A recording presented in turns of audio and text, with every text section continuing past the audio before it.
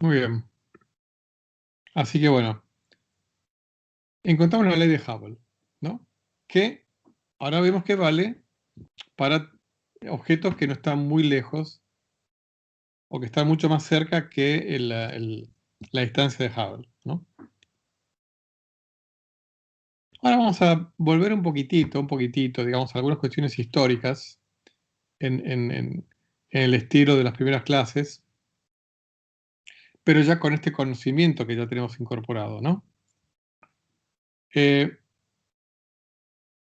una cosa que por ahí no les comenté tan explícitamente en las primeras clases es que Bestos Slipher, del cual hablé un poco en las primeras clases, en realidad fue el primero que observó el corrimiento del rojo en otras galaxias. ¿Eh?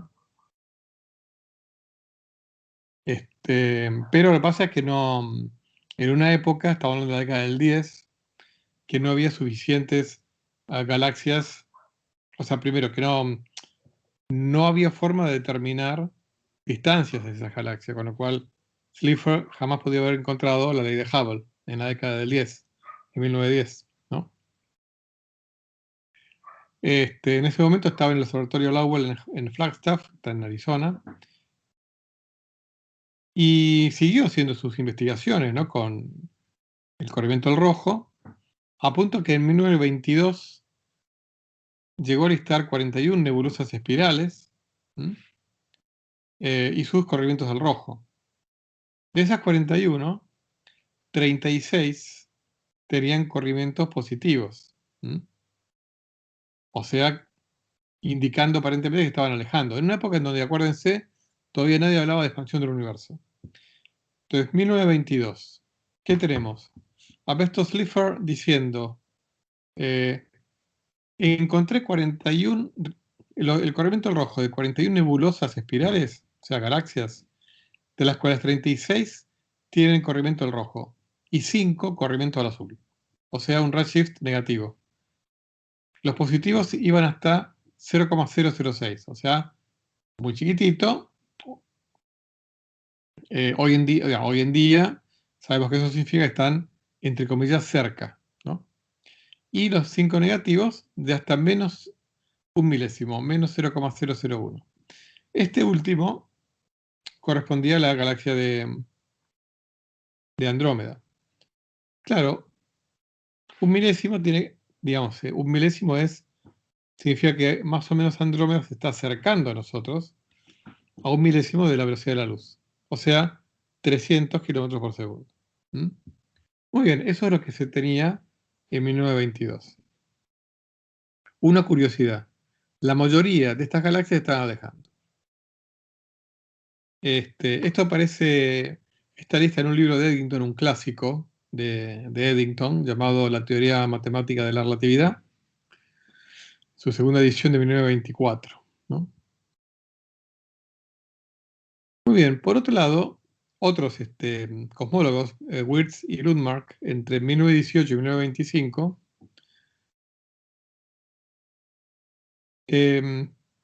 encontraron una primera correlación entre corrimiento del rojo de ciertas galaxias de espirales y corrimiento del rojo, ¿no? Lo que pasa es que, digamos, acá, como vimos antes, el gran salto fue cuando Hubble identificó variables cefeidas en otras galaxias.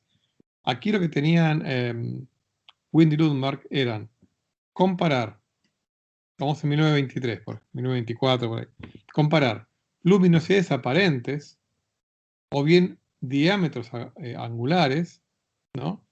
Compararlo con corrimiento del rojo. Lo que pasa es que, digamos, hay galaxias más o menos luminosas. Me refiero si todas las galaxias tuvieran la misma luminosidad intrínseca, la correlación entre z creciente y luminosidad aparente decreciente, ¿no? Sería clara, pero bueno, eh, hay distintos tipos de galaxias, incluso hay galaxias espirales más o menos luminosas, ¿no? Eh, y todavía había discusión en cuanto a si estas nebulosas estaban dentro o fuera de nuestra Vía Láctea, ¿no? ¿Se acuerdan? Todavía estaba la discusión, aunque ya Slipher era uno de los que ya indicaba que para él estaban fuera de nuestra galaxia, pues todavía había discusión.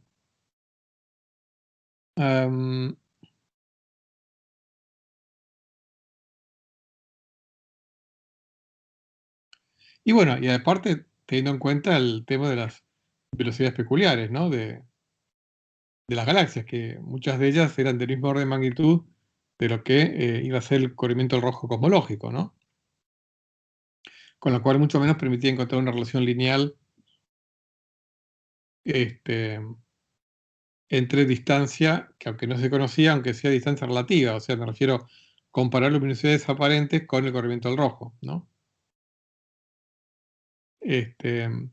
Como les comenté antes, hay que esperar recién para objetos que estén que tengan corrimientos al rojo mayores a 1 milésimo, como para que las velocidades peculiares pierdan importancia relativa, ¿no? Pero bueno, hubo que esperar a que Hubble identificara variables cefeidas para que, variándose de la correlación que había encontrado Henrietta Leavitt, pudiera determinar las distancias. En paralelo, Hubble, además, como vimos, vio más galaxias todavía y pudo determinar el primer valor de su constante, ¿no? O sea, encontrar la expansión del universo, ¿no? La primera publicación, que ya la mencionamos antes, pero acá, bueno, está la cita más precisa, de 1929, los Proceedings de la Academia Natural de Ciencias, de 1929. Vimos cuando vimos el gráfico que tuvo su grado de osadía, porque esa primera determinación involucraba galaxias no más lejos que el cúmulo de Virgo, donde el corrimiento del ojo cosmológico a lo sumo es de 1000 km por segundo, todavía dentro del orden de magnitud de las velocidades peculiares. Las velocidades peculiares de las galaxias, ninguna supera unos pocos cientos de kilómetros por segundo, o sea que 1000 kilómetros no es suficientemente grande como para despejar claramente una relación entre distancia y corrimiento del rojo cosmológico, ¿no? Digamos que estamos repasando un poco lo que vimos antes, pero ahora ya poniéndole más números concretos, ¿no? Lo que hizo Hubble en la década del 30, cuando agregó más galaxias, fue incorporar galaxias del cúmulo de Coma, que está más lejos, e involucra zetas del orden del 2%. O sea, ya es algo mucho más lejos, mucho más lejano. Las velocidades de alejamiento asociadas son de 7000 km por segundo. Acuérdense que estas son la velocidad con que aumenta la distancia propia de la galaxia a nosotros, no es la velocidad de la galaxia, ¿no? Pero en todo caso ya, para z igual a 0,02, la velocidad asociada ya es un orden de magnitud, más de un orden de magnitud, por encima de las velocidades peculiares de cualquier galaxia. Ya 7000 es más de 10 veces 600, 500, 400. Y esto es lo que logró Hubble en la década del 30, ¿no?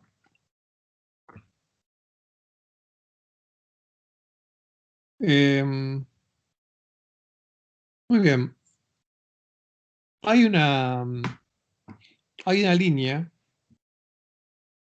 de absorción en el universo muy usada, que es la línea Lyman-alfa, que corresponde a una transición del electrón en el átomo de hidrógeno que pasa del nivel 2p al 1s, ¿no? Esta es una transición fundamental para obtener información de las materias que hay dando vueltas por ahí, la absorción y demás, pero sobre todo para poder comparar, para medir el corrimiento del rojo, ¿no? O sea, comparar la línea de emisión con la que yo la recibo, ¿no? O sea, la frecuencia. Porque yo sé, esta frecuencia es la con la que emite. Ahora, obviamente me va a llegar distinto, producto de la expansión del universo, ¿no? Esta línea, la Lyman alfa, tiene longitud de onda de 1215 Armstrong. Estamos hablando de frecuencia de 10 a la 15 Hz. O sea que esto es ultravioleta. Acuérdense que el rango visible arranca en los 2000 y pico de Armstrong por ahí. O sea que esto es ultravioleta. Y realmente es una ventana muy importante el universo. Pero claro, es ultravioleta, con lo cual, para realmente tener información cabal, tenemos que recurrir a satélites, ¿no? Afortunadamente, nuestra atmósfera filtra la mayoría de los rayos ultravioletas, salvo que haya fuentes muy lejanas de esta línea, tan lejanas que esta emisión ultravioleta nos llega como luz visible. Entonces ahí sí puedo verla con un telescopio óptico desde la Tierra. ¿eh?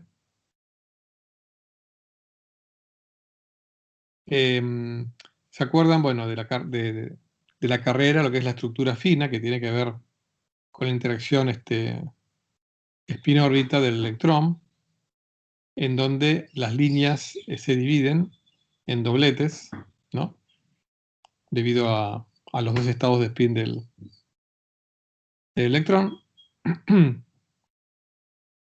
Estas dos líneas se dividen, fíjense, por eso se llama estructura fina, ¿no? O sea, el 1215,67 Armstrong se divide en 1215,668 y 674, ¿no? Esta es la estructura fina. Y esta es una fuente muy importante de información para obtener corrimientos del rojo. Por ejemplo, hace no muchos años, en el 2006, el grupo de Lie y colaboradores, esta fue una publicación en la revista Nature,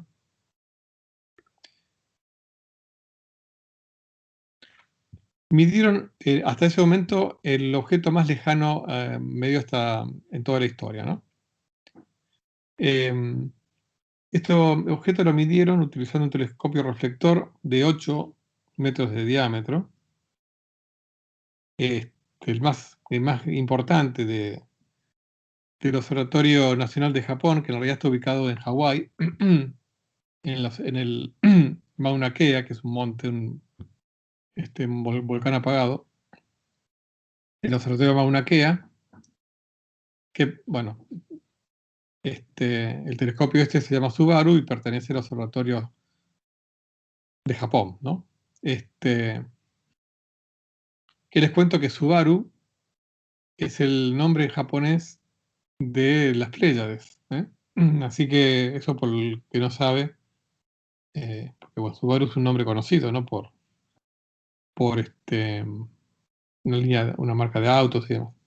Es el nombre que los japoneses le pusieron desde la antigüedad al cúmulo de las estrellas de las Pléyades, ¿no? Un cúmulo abierto.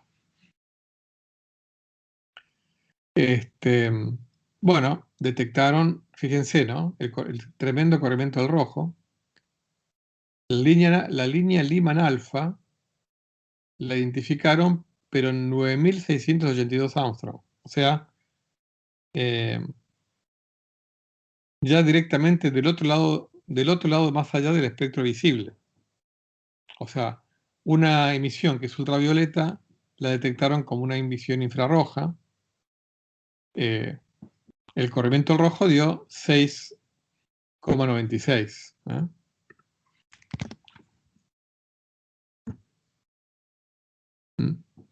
Hay que dividir esto por esto y me da...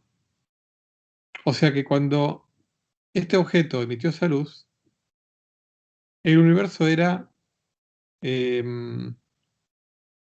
casi 8 veces más chico de lo que es ahora.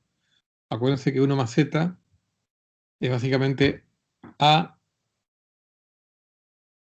de recepción dividido A de emisión.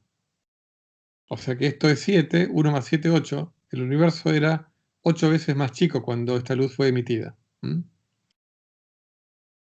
Y se pudo determinar gracias a esta línea de Lyman alfa, como ejemplo, ¿no?, de lo importante que es esta línea.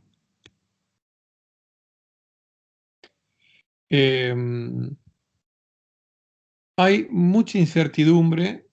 Yo acá les voy pidiendo como pequeñas perlitas, digamos, cósmicas, como para que vayan teniendo, como se dice en inglés, la big picture, digamos, la imagen de aspectos interesantes de cosmología, ¿no? No está claro, digamos, cuándo exactamente comenzó la formación de galaxias, porque de hecho no es que un instante o un miliardo concreto en el cual se empezó digamos, la formación de galaxias. Fue una cosa que fue ocurriendo aquí y allá. Sí sabemos por ciertos patrones del fondo cósmico de radiación que el universo sufrió lo que se llama un recalentamiento y una reionización por parte de las primeras galaxias, perdón, las primeras estrellas que se formaron en las primeras galaxias. ¿eh? O sea, las primeras estrellas que se formaron reionizaron parte de el gas y el polvo de las galaxias. Y esto se sabe por ciertas características del fondo cósmico, y se sabe que esta reionización se produjo entre los Z6 y 14, o sea, entre que el universo era 7 veces más chico y 15 veces más chico que lo actual, ¿no? Por distintas cuestiones que es muy complejo de contar brevemente, es muy complejo, pero digamos, este mismo grupo del IE y colaboradores concluyeron que el ritmo de formación de estrellas, cuando el universo tenía el 6% de la edad actual, ¿no?, o sea, más o menos en esta época, ¿no?, Z igual a 14, 15, ¿no?, era de 10 masas solares por año. Em,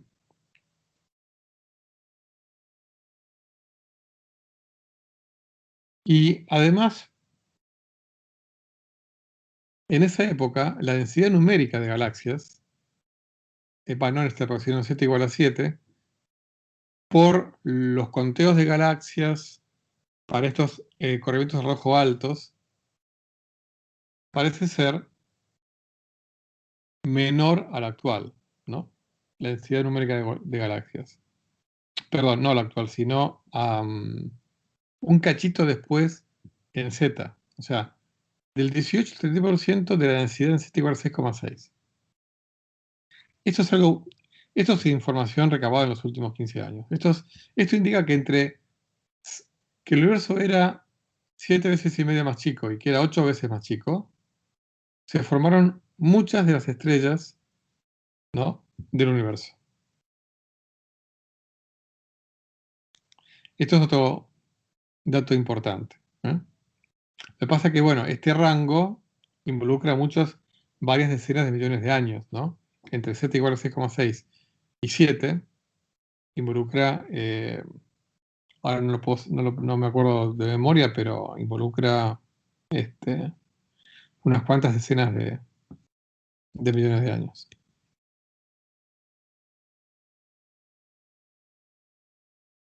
Es interesante porque esto es un anuncio que apareció en el sitio de internet del telescopio espacial Hubble, ¿no? En la sección de noticias, news, ¿no? El título de ese anuncio fue el equipo del Hubble rompe el récord de distancias cósmicas. Esto fue hace poco, 2016, donde hasta ahora, digamos que, no, algo que yo sepa, es la galaxia más lejana jamás vista. Se llama GN-Z11, porque tiene un corrimiento del rojo de Z igual a 11,1. O sea, el universo era 12 veces más chico que ahora. O sea, estamos viendo una galaxia que existía hace 13.400 millones de años. ¿Por qué? Porque, bueno, la luz tardó 13.400 millones de años en llegar. El universo, yo les dije que tiene 13.800 millones de años, con lo cual podemos decir que ya había galaxias 400 millones de años después del Big Bang. Esto es un 3% de la edad del universo. Por otro lado, hay motivos para pensar que las primeras estrellas se formaron no más de 200 millones de años después del Big Bang. Hay una cuestión compleja entre lo que es formación de estrellas y de galaxias, que no vamos a entrar en eso, pero evidentemente en los primeros 400 millones de años ya pasaron un montón de cosas en el universo. Surgieron las primeras galaxias y las primeras estrellas. El,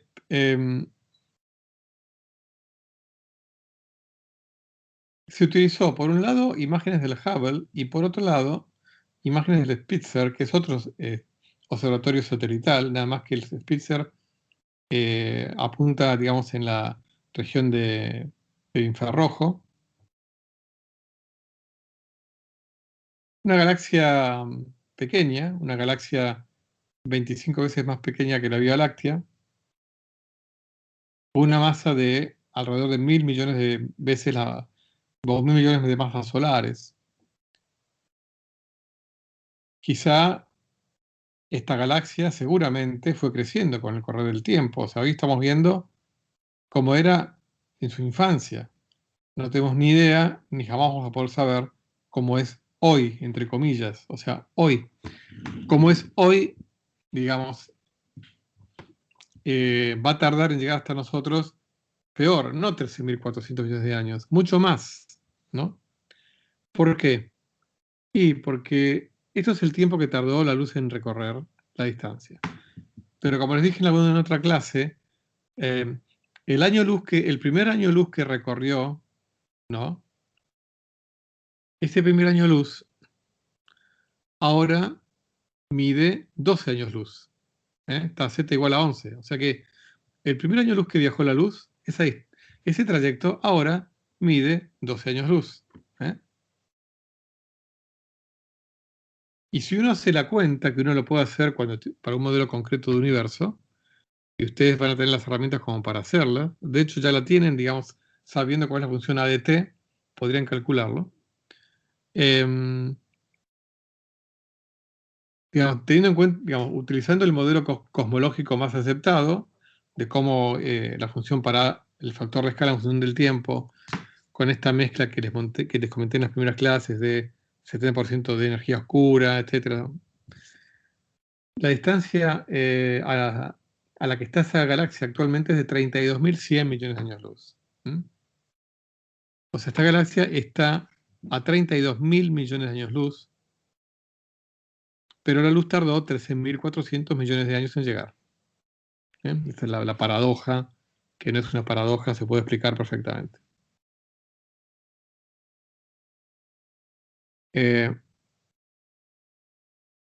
Y en función a la luminosidad, se puede afirmar que en esa época, lo que estamos viendo ahora, estaba formando estrellas a un ritmo 20 veces mayor de lo que lo hace hoy nuestra galaxia. O sea que evidentemente había una densidad de polvo disponible para formar estrellas mucho mayor de la que hay ahora en nuestra galaxia. O sea, es un ritmo 20 veces mayor. Estos son como perlitas cosmológicas que les quiero poner entre ecuación y ecuación, que me parecen interesantes. ¿Ven? Ahora volvemos a las ecuaciones. Esto es interesante. Existe la posibilidad, y esto fue propuesto hace mucho tiempo por Alan Sandage en la década del 60 y posteriormente por Avi Loeb, un famoso astrofísico de Harvard que ahora se hizo famoso por proponer y escribir un libro diciendo que el objeto extraestelar Oumuamua quizás sea una nave extraterrestre, pero bueno. No importa eso. La cuestión es que este es un tipo igual muy reconocido como investigador, Avi Loeb. Y acá hay otra referencia un poquito más actual de Corasanti, Hutter y Melchiorri. Son todas referencias. APJ, por el que no sabes, es la abreviatura para el Astrophysical Journal, ¿ok? Cuando vean APJ es porque es el Astrophysical Journal. Bueno, ¿de qué estamos hablando? Existe la posibilidad de que se pueda medir la constante de Hubble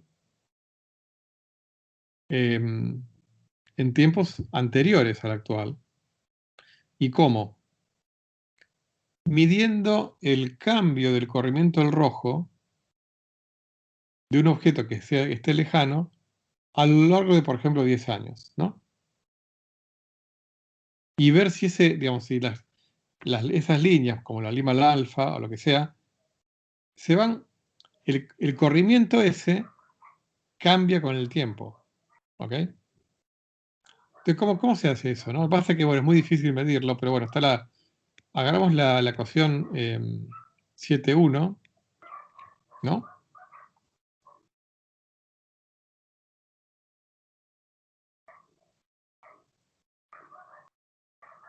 Entonces, lo que hacemos,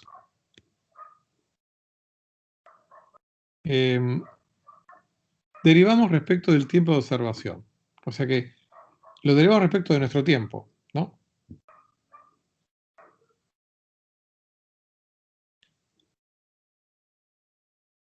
Entonces, la derivada de 1, vamos a, por última vez, la derivada de 1 es 0, me queda dz a dt0, ¿no?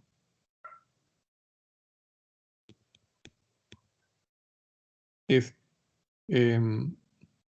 derivada de a de t0 con respecto a t0, o sea, a punto de t0, por esto sin derivada, por la derivada de esta función, ¿no? Respecto de t0 es la derivada de esto respecto del denominador, que me queda el menos a cuadrado, por la derivada de a respecto de t1, o sea, a punto de t1 es la derivada de a respecto de t1 por la derivada de t1 respecto de t0, porque obviamente si el tiempo de recepción, o sea, a medida que pasa mi tiempo, las nuevas señales que me van llegando también fueron emitidas un t1 posterior. Entonces, el t1 aumenta conforme aumenta el t0, ¿no? Bueno, entonces, acá multiplico y divido por A0, o sea, A0, muchas veces voy a llamar a A0 a A de T0, ¿no? Entonces acá me queda H0, ¿no? A punto sobre A es H0. Y acá tengo A de 0 sobre A de T1, que lo saco factor común, porque está en los dos lugares. Acá dividí y multipliqué por A de T0. Y H0, acá se me va el A de T0 sobre A de T1. Y aquí lo que me queda es A punto de T1 sobre A de T1, que por definición es H de T1. ¿eh? A punto de T1 sobre A de T1 es H de T1, multiplicado por lo que tenía aquí de T1 de T0.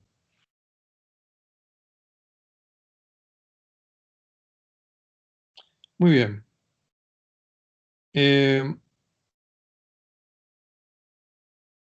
Esto es, ¿cuánto cambia el tiempo de emisión a medida que avanza el tiempo de recepción? Pero podemos usar el mismo argumento que utilizamos para calcular, digamos, el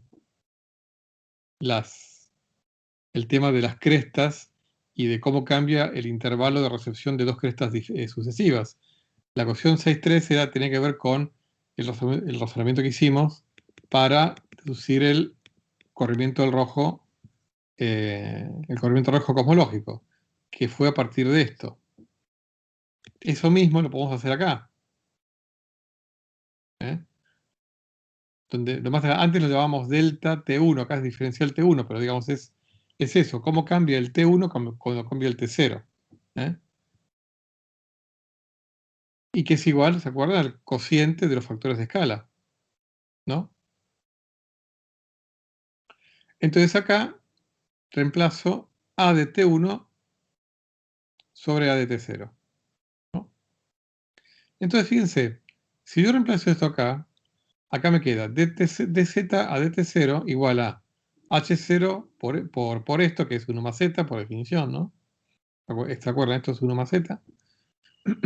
Menos h de t1. Y aquí se me cancela esto. Acá tengo a1 sobre a0, acá tengo a0 sobre a1. Se me cancelan. O sea que me queda h de t1.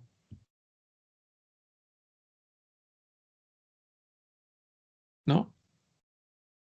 Entonces, si yo pudiera medir la velocidad con que me cambia el corrimiento al rojo de un dado objeto, podría, despejando esta ecuación, me queda acá, podría medir cuánto valía el ritmo de expansión del universo en la época en que fue emitida esa luz que me está llegando de ese objeto. ¿Eh? Pero para eso yo tengo que poder medir esta cantidad. Digamos, es realmente factible que en el transcurso de los próximos años, con los nuevos proyectos de telescopios espaciales, se pueda empezar a tener primeras mediciones de esto. Pero bueno, es una interesante posibilidad. Medir el ritmo de expansión del universo en el pasado, midiendo el ritmo con que cambia el corrimiento al rojo de un dado objeto.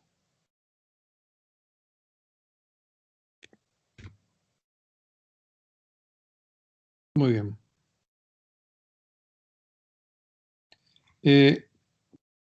Ahora vamos a dedicar, bueno, no digamos hoy, sino en las próximas clases, bastante tiempo al problema de medir distancias.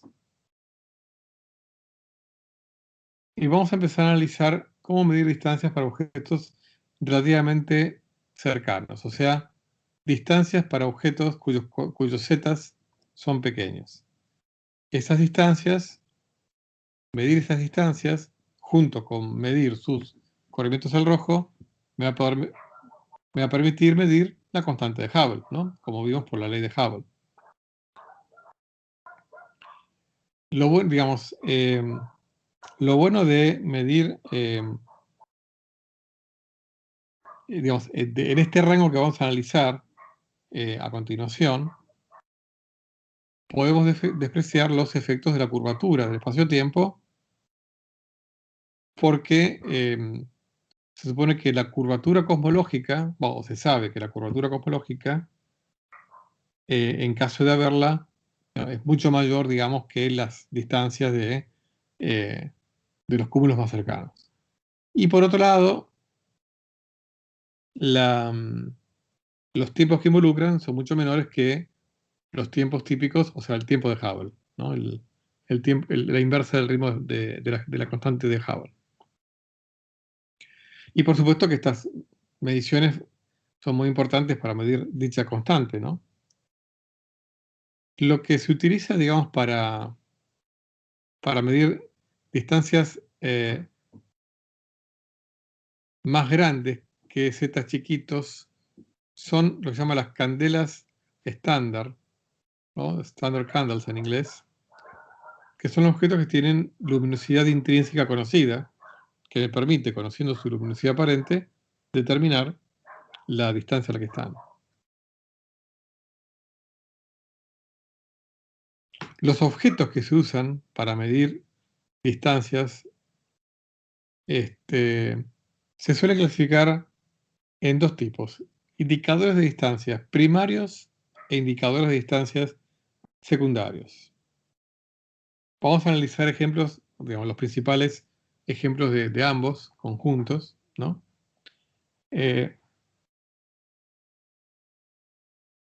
Lo primero, digamos, es que en nuestro grupo local de galaxias se pueden medir luminosidades absolutas de muchos indicadores de distancia primarios que después nos van a servir si los identificamos en objetos más lejanos. Podemos, digo, medir las luminosidades absolutas por medio de efectos cinemáticos. Eso los vamos a ver en la clase que viene. Por un lado, y en otros casos observando, y aunque parezca un trabalengua esto, observando indicadores de distancia primarios cuyas distancias se miden usando estos métodos cinemáticos, que de alguna manera yo los puedo asociar a los otros. O sea, ¿cómo? De alguna manera pensando que están ligados o pertenecen a la misma estructura gravitacional o lo que sea.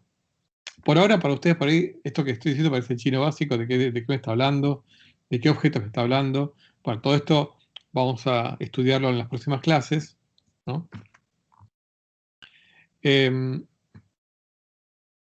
Les cuento que estos indicadores de distancia primarios, que igual algunos están bastante lejanos, cuando digo lejanos partimos de la base que son distancias de las cuales yo no puedo utilizar el método tradicional del paralaje, porque no tengo resolución angular como para aplicarlo.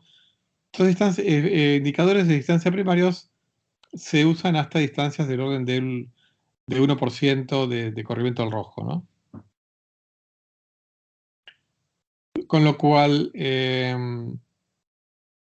no me alcanza para determinar en forma categórica la constante de Hubble. Necesito ir un poquitito más lejos, ¿no? Para medir la constante de Hubble tengo que utilizar lo que se llaman los indicadores de distancia secundarios, que por suerte hay algunos que hay ejemplares cercanos asociados a a indicadores de distancia primarios, de forma tal que puedo luego identificarlos a los secundarios en objetos más lejanos y entonces determinar distancias de objetos más lejanos. Por ahora, si quieren, los dejo con toda esta serie de que indicadores son enigmas, porque realmente estoy hablando en forma muy abstracta, ustedes no saben ni de qué estoy hablando, ¿no? Se los dejo así, como incógnita, y de todo esto vamos a hablar a partir de la clase que viene. Así que acá terminamos por hoy.